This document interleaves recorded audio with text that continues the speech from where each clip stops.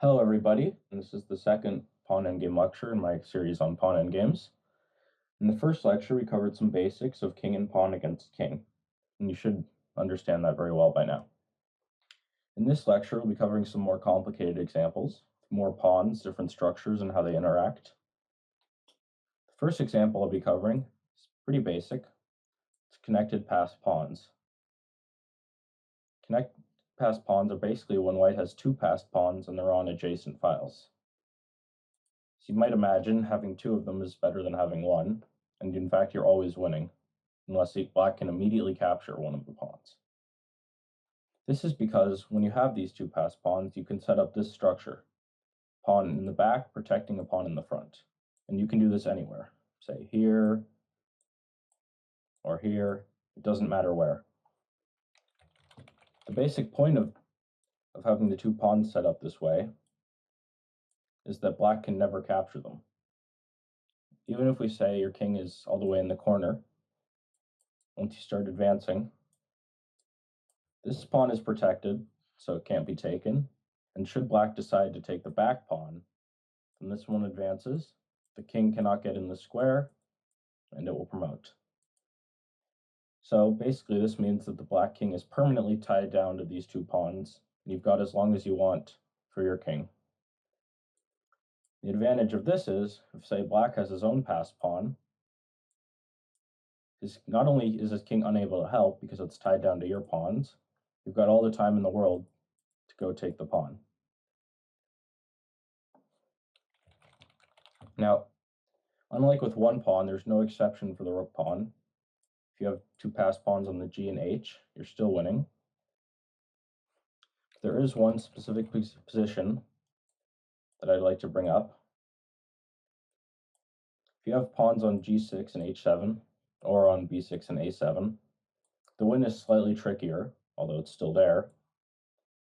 Basically, usually if we were in the middle, white would play king f7, and black would have to move his king out to the right of the H file. However, there is no file to the right of the H, so white has to be slightly more careful here. And once his king is to the back, in general, I would advise just being careful a few seconds every move to make sure you're not stalemating him, because it's a great shame to do that when you know exactly how to win. So what you do here is you move the king. When he moves to G7, as he has to, you actually sacrifice the front pawn, the H pawn, by promotion. He has to take, and you play king f6. Now, we know from the first lecture that this is a win, but just to show you, yes, play king g8, g7, king h7, king up, and now you're promoting. Now, basically, the only required thing is that you're able to go to f6 after your sacrifice. So from the starting position, you can actually go to any square as long as it covers f6 and doesn't stalemate him. That covers connected passers.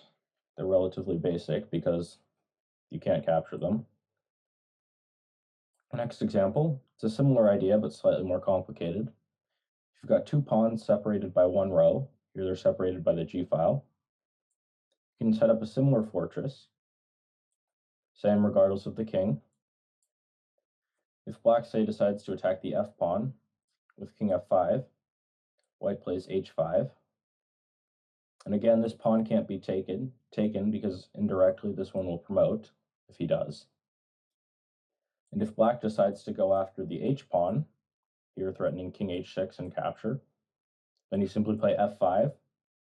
This is very similar to the starting position, and you can keep repeating this. And basically what you do is just advance them up the board. If you know how to do this with one pawn, as I've shown, then this should be relatively easy. But again, as I said before, just be careful not to do any stalemates. It's pretty simple.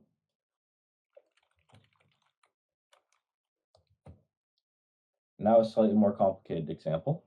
If you've got two pawns that are doubled.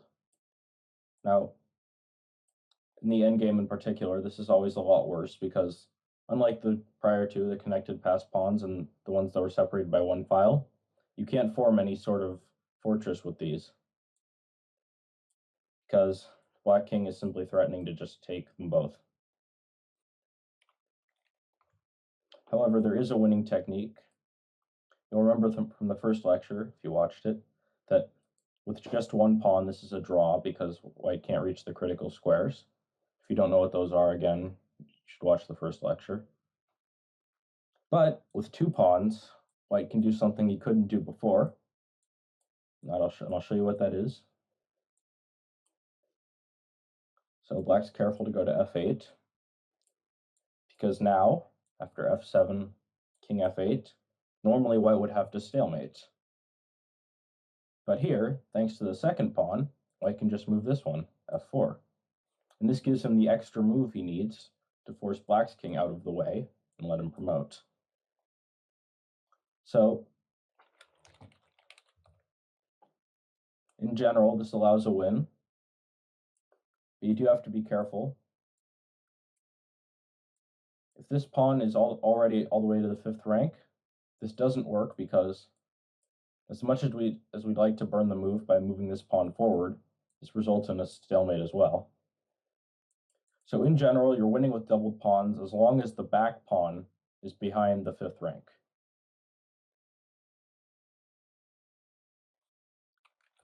And unlike the first two types of pawns, these are still drawn with the rook pawn like a single pawn is.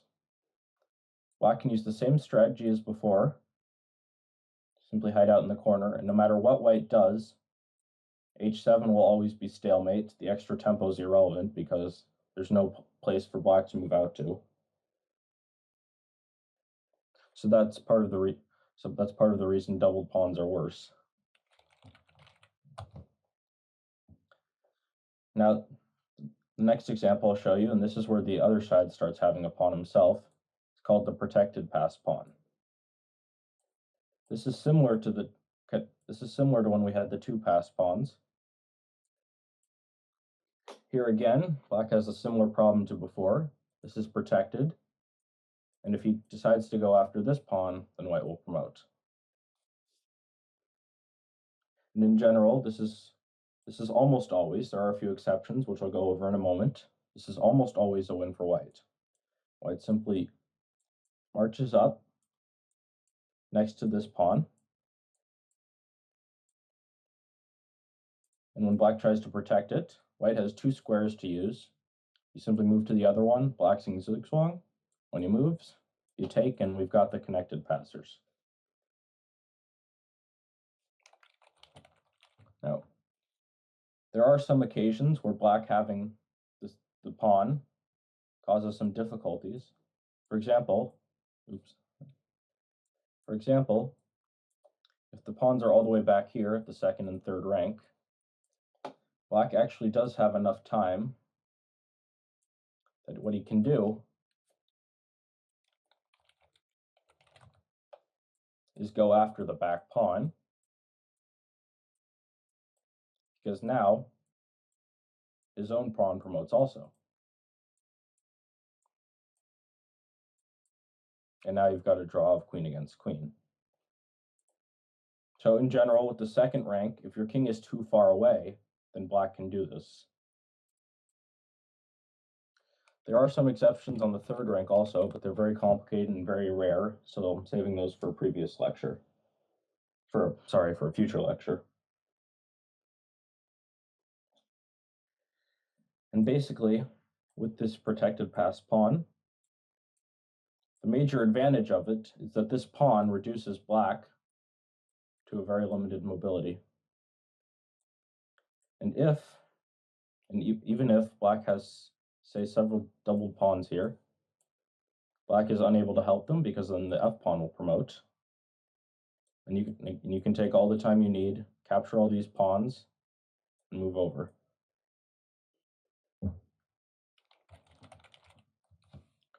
Now, if both sides have some of these fortresses, such as the h4 and g5, then things get a little more complicated. In the basic examples, we often have a draw. Let's say that both sides have a set of connected pass pawns. This, for example, is a draw because neither side can do anything. If White decides to go over to the king side. Black just advances his pawns. Same problem as before, and if white goes too far, black will promote and then white will lose. So frequently you can get a draw if both sides have these pawns. And okay. However, there's some very complicated examples. I'm just going to give you some basics because for a large percentage of the time you'll simply just have to calculate to see what happens, because there's too many situations for just an individual rule, as we've seen for the doubled pawns rule and such. So here, for example, although at first it would seem like before white's tied down to the f pawn, there's options such as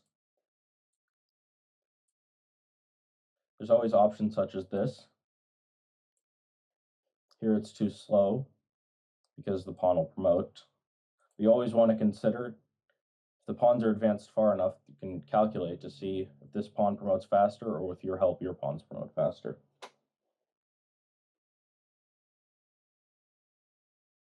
Okay, so those were the basics, the connected passed pawns. The next thing we're going to consider is when both sides have a pawn, basically king and pawn against king and pawn. Now there's two different types of these, where the pawns are passed or the pawns are not passed, they're blocking each other. So first we're going to cover some examples where the pawns are not passed. In general, the objective here is pretty clear. You want to capture the opposing pawn and get a king and pawn against king position. Now let's say we have king here, and king on d5 and king on f6. Now in fact, white can put black in zugzwang, and you can win the pawn. But then keep in mind that many of these positions are still drawn if the white king cannot get to the critical squares. So as we saw in the first lecture, for a pawn on e4, the critical squares are d6 to f6. So basically, when black loses the pawn, what he wants to do is make sure that white still cannot get to those squares. So what black wants to do is, after white takes on an e5, black plays king e7. And we saw in the first lecture, this is drawn. White can't get to any of these, and he never can. So in fact, it doesn't really matter where black's king is, as long as it can get to e7 when white takes the pawn. Which means that, in general, it doesn't matter, as long as the pawn is back, then this still applies. Here black wants to get to e6. So same thing happens as before. But there is an exception, and it's fairly large, so I'll go over it. If white's king is past the half of the board, past the fourth rank, then the key squares are only one row in front of it. So for example, the key squares for a pawn on e5 would be d6, e6, and f6. And in fact, what this means is that black is lost here, because when white puts black in zugzwang and takes, black tries king e8, but as we saw in the first lecture, this position is lost. And what this tells us is that while having this structure, you can often draw if this pawn is in the fourth rank or farther back. It's lost if this pawn is past that rank.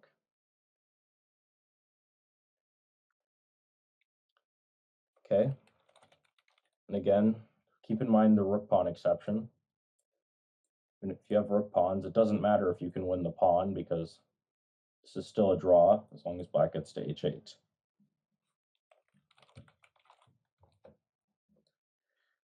Now I'm going to show you a very important position.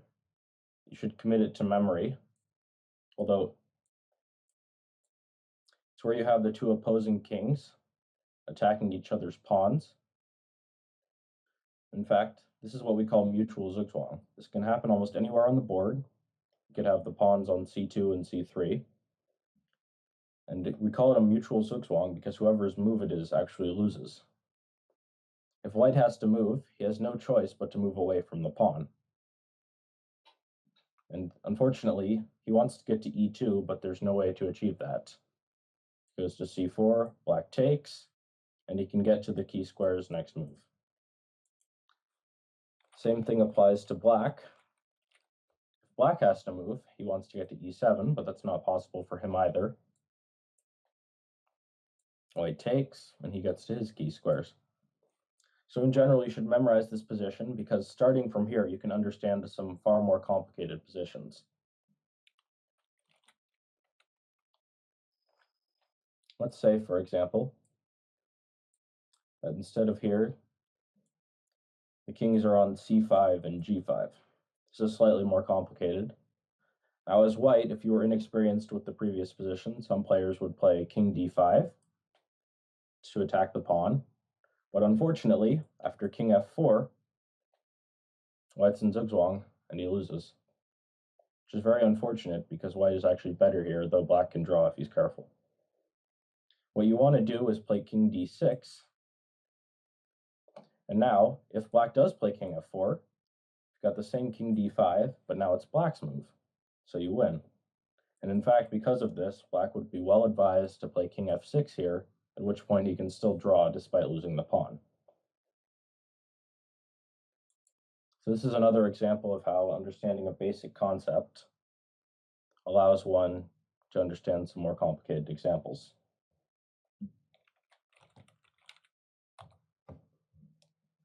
Now, if you've got a passed pawn against a passed pawn, it's actually something we call a pawn race. If, for example, we have pawn, both sides should have outside passed pawns. Just put the kings here. What happens is, call it a pawn race because the pawns are racing to promote. And this is another example where you simply just need to calculate, see which pawn reaches the other rank first. For example, here, both sides promote, and it's a draw. Now, there's all sorts of examples of this, and again, there's no rule except that the first basic rule is that whoever's pawn promotes first is going to win. There are some exceptions. Some are more basic, and I'll go over those. Some are more complicated, so I'll save them for a previous lecture, but those are much rarer. Now, of course, if you can stop your opponent's pawn, then it's no longer a race. We've got the same two pawns, b5 and h4, but here black's pawn isn't going anywhere. So white simply pushes his pawn forward, promotes, and he wins the game. And of course, there's always the possibility that black can stop white's pawn, at which point both sides take the enemy pawn, and we're left with a draw. So these are the fundamentals. Starting from these, you can get into more and more complicated endgames. You might remember the queen trade example from the first lecture. There's many more of those. Okay. And a quick piece of advice, even if it seems like both sides are promoting, you want to look, just very briefly, look for some tricks afterwards. This falls under the calculation. So again, we have our b5, h4, and you might be tempted to say that it's still a draw, both sides are still promoting, but if you were black, you'd be rudely surprised when white played this check. You had to move your king, and white took your queen. And now, so it's a good idea, just after you promote, make sure there's no quick tricks. Queen against queen is usually drawn, but if there's some skewer, as this is called, or white can win the queen, then you're losing, and you want to know if that's going to happen beforehand, because if black decided to do a queen trade and reach this position, he'd get a very nasty shock when white played queen b7. So what we see from this in these endgames, there's some rules you can remember, like the key squares for the pawns, and the way to set up your connected passed pawns. But again, there are always some forms of calculations necessary. You have to watch out for the skewers, see whose pawn's promoting first, and so on. There's no simple rule for that. Okay. And again, from here, so we spring into some more complicated examples. Some things covering in a previous lecture, like if one side, say, has 2-on-1, the other side has a passed pawn. And you can keep getting more and more complicated because here white makes the passed pawn. And I'll go further into detail on those in a future lecture. I hope you found that very instructive. And thank you for listening, and goodbye, everybody.